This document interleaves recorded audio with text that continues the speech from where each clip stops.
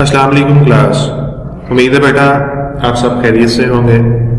आज हम डिस्कस करेंगे lecture number 13 chapter number 11। Lecture number 13 के अंदर जो टॉपिक्स हम डिस्कस करेंगे, इफ एल्स स्टेटमेंट है, इस स्ट्रक्चर को हम डिटेल डिस्कस करेंगे, इसके सिंटैक्स को भी डिस्कस करेंगे, इफ एल्स के फ्लो चार्ट को डिस्कस करेंगे और इससे रेलिवेंट प्रोग्राम 11.4 एंड 11.5 इन दोनों प्रोग्राम्स को भी हम ब्रीफली डिस्कस करेंगे इस लेक्चर के अंदर।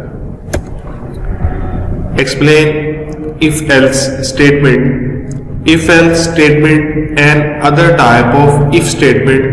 फर्स्ट ऑफ ऑल मैं आप लोगों को रिव्यू करा दूं। हम लोगों ने इफ स्टेटमेंट पढ़ी थी, उसके अंदर सिंपल कॉन्सेप्ट ये था कि अगर तो स्टेटमेंट ट्रू होगी तो उससे रेलिवेंट जितनी भी स्टेटमेंट्स होंगी, अगर कंडीशन ट्रू होगी इफ की तो उसके जो पैरामीटर होंगे इफ की बॉडी के अंदर जितनी भी नंबर ऑफ स्टेटमेंट्स थी वो एग्जीक्यूट हो जाती थी अगर कंडीशन ट्रू होती थी।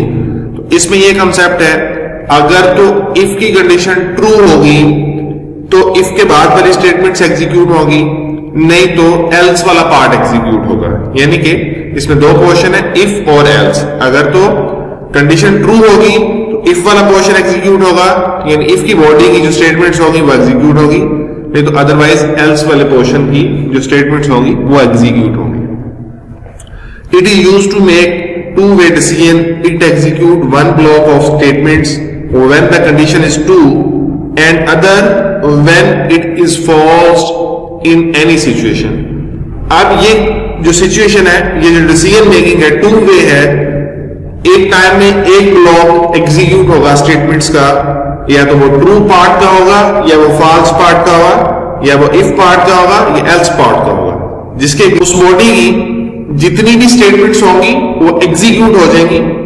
One block is execute and other is skip. Obviously to way है, तो एक टाइम में एक कंडीशन ट्रू होगी एक पोर्शन एग्जीक्यूट हो जाएगा, दूसरा स्किप हो जाएगा। या तो एफ वाले पोर्शन की स्टेटमेंट्स एग्जीक्यूट होंगी या एल्स वाले पोर्शन की स्टेटमेंट्स एग्जीक्यूट होंगी। In if else statement both blocks of statements can never be execute, both blocks of statements can never be skip. ना तो दोनों ही पोर्शन स्टेटमेंट्स के एग्जीक्यूट होंगे, ना तो दोनों स्किप होंगे। या तो इफ के बाद वाली स्टेटमेंट्स एग्जीक्यूट होंगी या एल्स के बाद वाली स्टेटमेंट्स एग्जीक्यूट होगी। एक टाइम पे या तो इफ की स्किप होगी या एल्स वाले पोर्शन की स्किप होगी। ना तो एक ही टाइम पे दोनों एग्जीक्यूट हो सकती हैं, ना तो दोनों स्किप हो सकती हैं। एक एग्जीक्यूट होगी, एक स्किप होगी, according to condition. Syntax and flow chart. अब ये सिंटैक्स यहां मेंशन है, इफ उसके बाद कंडीशन, उसके बाद स्टेटमेंट्स आ गई। यहां पे ये कॉन्सेप्ट आप लोगों का क्लियर हो जाएगा। ये बेटा हमारे पास इफ का कीवर्ड है और उसके बाद इफ की कंडीशन है। अगर तो इफ की कंडीशन ट्रू होगी तो ये जो स्टेटमेंट या नंबर ऑफ स्टेटमेंट्स होंगी इस कंडीशन के बाद ये एग्जीक्यूट होंगी। अगर यहां पे ये कंडीशन फॉल्स हो जाती है तो ये वाला पोर्शन एग्जीक्यूट नहीं होगा, फिर एल्स के बाद जितनी भी स्टेटमेंट्स होंगी वो एग्जीक्यूट होगी। अगर इधर कंडीशन ट्रू होगी तो फिर ये पोर्शन एग्जीक्यूट होगा, फिर ये वाला पोर्शन एग्जीक्यूट नहीं होगा। तो एक टाइम पे ना तो दोनों एग्जीक्यूट होंगी, ना तो दोनों स्किप होगी। अगर कंडीशन ट्रू होगी तो इफ की जो स्टेटमेंट्स होंगी वो एग्जीक्यूट हो जाएंगी। अगर इफ की कंडीशन फॉल्स होगी तो फिर एल्स की स्टेटमेंट्स एग्जीक्यूट हो जाएंगी। The above syntax is used for single statement. A set of statements can also be made in this case. यहां पे एक सिंगल स्टेटमेंट को भी हम एग्जीक्यूट करवा सकते हैं, एक से ज्यादा स्टेटमेंट्स को भी हम एग्जीक्यूट करवा सकते हैं। इस पोर्शन में भी n स्टेटमेंट्स आ सकती हैं और इस पोर्शन में भी n स्टेटमेंट्स आ सकती हैं। These statements are written in curly braces।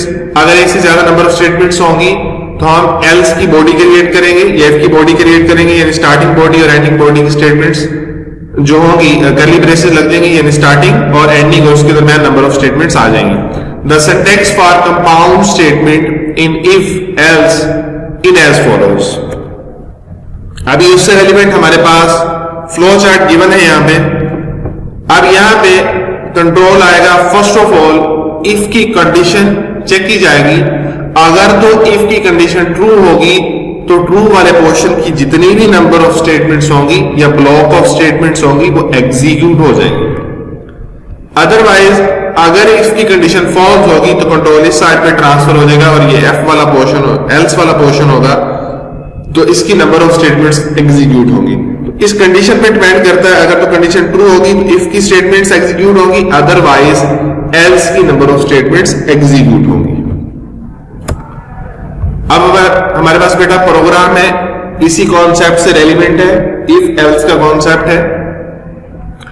Right a program that input a number and find whatever it is even or odd using if else structure. अब इसमें हम इफ और एल्स दो condition है, हमने checkout करना है जो नंबर यूजर इनपुट के तौर पर देगा या प्रोग्रामर यूजर नंबर इनपुट के तौर पर देंगे, तो प्रोग्राम ये डिसाइड करेगा कि वो नंबर ऑड है या इवन है। तो इसमें हमारे पास इफ एल्स स्ट्रक्चर का इस्तेमाल होगा। इस कॉन्सेप्ट को हम इस प्रोग्राम के अंदर यूटिलाइज करेंगे। Number sign include stdioh standard input output की लाइब्रेरी इंक्लूड करवा दी। उसके बाद कंसोल इनपुट आउटपुट conio.h की लाइब्रेरी भी प्रोग्राम के अंदर इंक्लूड होगी। void मेन बॉडी प्रोग्राम की स्टार्ट होगी। int n हमने एक इंटीजर टाइप का वेरिएबल डिक्लेयर किया, variable name is n and variable data type is integer. उसके बाद क्लियर स्क्रीन का फंक्शन इस्तेमाल हो रहा है। printf, अब printf का फंक्शन यहाँ पे आउटपुट में क्या डिस्प्ले होगा, एंटर अ नंबर, यानी यूजर से डिमांड की जा रही है कोई नंबर एंटर करे, उसके बाद डिसीजन होगा कि वो नंबर इवन है या ऑड है। अब यूजर इनपुट देने के लिए स्कैनर फंक्शन इस्तेमाल करेगा, आउटपुट के लिए हम प्रिंटफ फंक्शन इस्तेमाल करते हैं और इनपुट के लिए हम स्कैनर फंक्शन इस्तेमाल करते हैं। Percentage D format specifier, percentage D यहाँ पे इसलिए इस्तेमाल हो रहा है क्योंकि हमारे पास जो नंबर है इंट एन हमारे पास इंटीजर डेटा टाइप का नंबर है, तो इसके लिए हम परसेंटेज डी इस्तेमाल करते हैं। और यहाँ पे एन पर साइन और उसके बाद एन है, एन हमारे पास वेरिएबल है जिसके अंदर जो भी नंबर यूजर यहाँ पे इनपुट के तौर पर देगा वो इस वेरिएबल एन में स्टोर आउट हो जाएगा।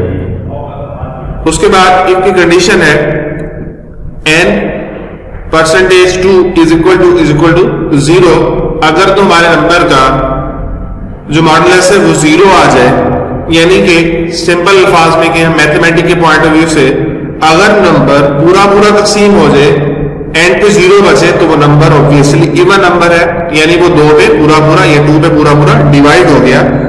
जौन सा नंबर यूजर एंटर करेगा उस नंबर को हम 2 से डिवाइड करेंगे। अगर वो 2 से डिवाइड करने से पूरा डिवाइड हो जाता है और एंड पे 0 बचता है तो फिर वो नंबर इवन है हमारे पास। तो फिर प्रिंट क्या होगा, परसेंटेज डी इज इवन, यानी कि जो भी नंबर होगा इज इवन नंबर, वो नंबर इवन होगा हमारे पास। अगर तो 2 से डिवाइड करने से आंसर हमारे पास 0 आए एंड पे रिमाइंडर 0 बचे तो फिर वो नंबर हमारे पास इवन होगा। अगर रिमाइंडर 0 नहीं बचता तो ये हमारे पास फिर दूसरा केस आ जाएगा, एल्स का पोर्शन आ जाएगा। अगर तो रिमाइंडर 0 बचता है तो फिर ये हमारे पास क्या है, इवन नंबर है। अगर इक्वल टू 0 नहीं आता, इफ की कंडीशन फुलफिल नहीं होती तो फिर हमारे पास एल्स पोर्शन की ये स्टेटमेंट एग्जीक्यूट होगी। Print F percentage D is odd, यानी ये नंबर ऑड है। तो ये इसी तरह आउटपुट पे इसको शो आउट किया गया है।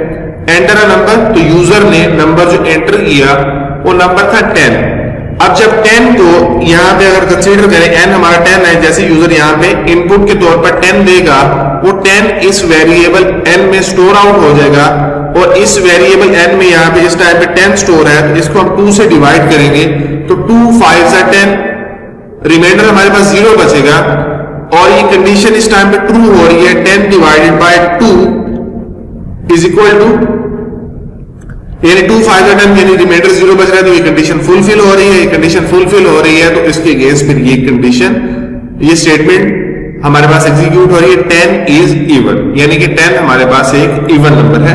तो बेसिकली चेकिंग थी कि नंबर जो यूजर रन टाइम पे एंटर करेगा वो इवन है या ऑड है। इसमें इफ और एल्स का कॉन्सेप्ट इस्तेमाल हुआ। अगर तो कंडीशन ट्रू होगी तो एफ की स्टेटमेंट यहाँ पे एग्जीक्यूट होगी। अगर यहाँ पे नंबर लेट से हम 11 या 15 या 17 कोई भी ऑड नंबर पुट करते हैं लेट से हम 15 पुट करते हैं तो 2 7 14 एंड पे रिमाइंडर 1 बचेगा इक्वल टू 0 नहीं आएगा, तो फिर एल्स वाला पोर्शन एग्जीक्यूट होगा, नंबर इज ऑड, या यहां पे शो आउट हो जाएगा 15 इज ऑड।